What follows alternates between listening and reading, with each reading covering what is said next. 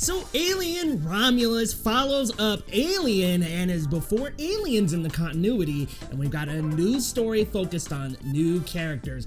It follows space colonizers who come face to face with the most terrifying life form in the universe while scavenging the deep ends of an abandoned space station. It's directed by Fede Alvarez and stars Kaylee Spaney, Isabella Merced, David Johnson, and more. And listen guys, I gotta say, one thing this movie does very well is take it back to its roots, y'all. Man, you get scared. It's got great horror elements, some jump scares, and there are some really great horror elements baked into this movie.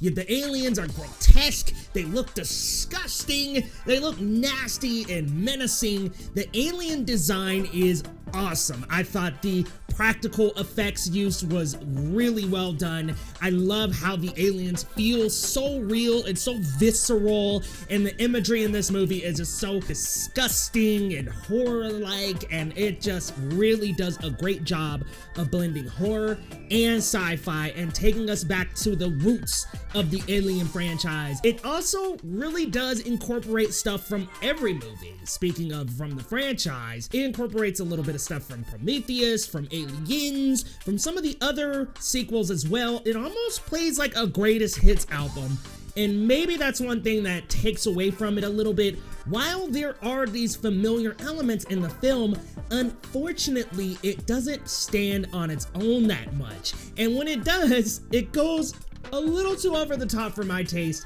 and doesn't quite stick the landing. But we'll get into that a little bit later.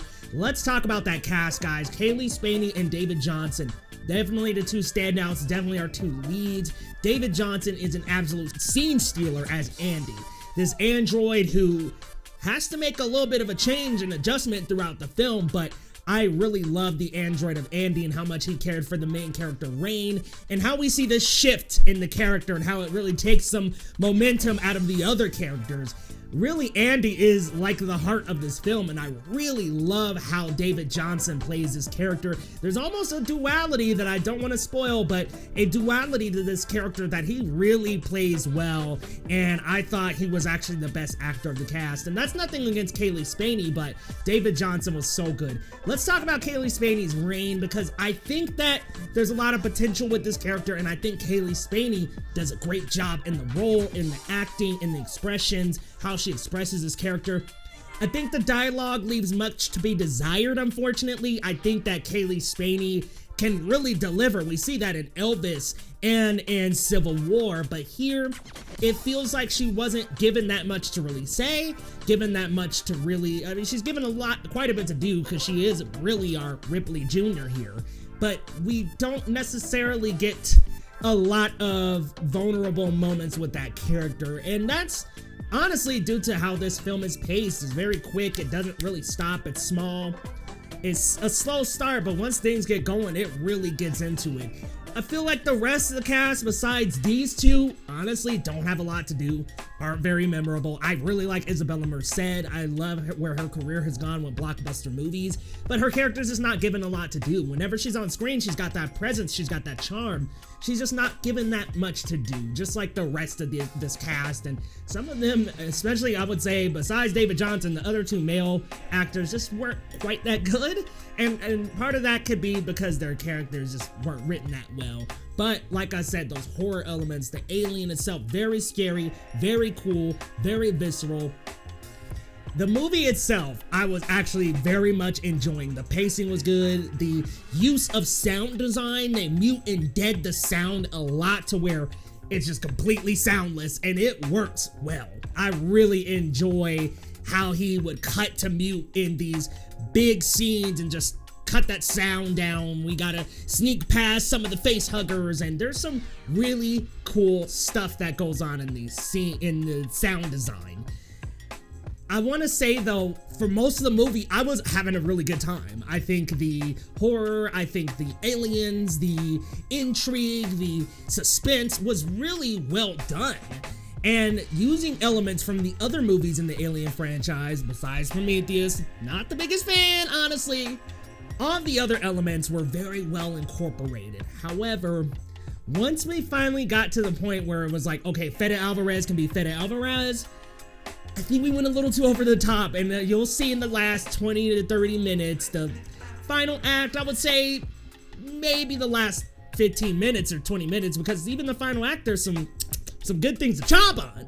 But I would just say that the last 15 to 20 goes way over the top, where I was enjoying the subtlety. I was enjoying getting to see the xenomorphs again, and then we kind of introduced something else in the last 20 minutes. It's like, oh, you thought the movie was over? Psych! We actually got another 20 to 25 for you. So if you think the movie is concluding, I'm just gonna give you that quick warning.